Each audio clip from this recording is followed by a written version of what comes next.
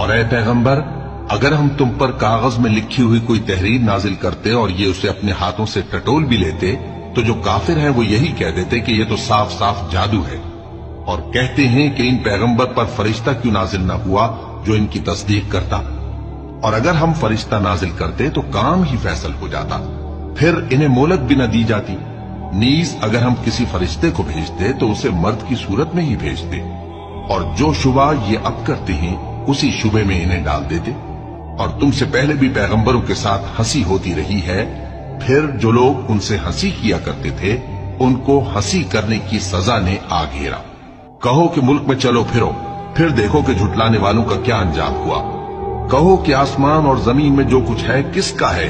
کہہ دو اللہ کا، اس نے اپنی ذات پاک پر رحمت کو لازم کر لیا ہے، وہ تم سب کو قیامت کے دن جس میں کچھ بھی شک نہیں ضرور جمع کرے گا۔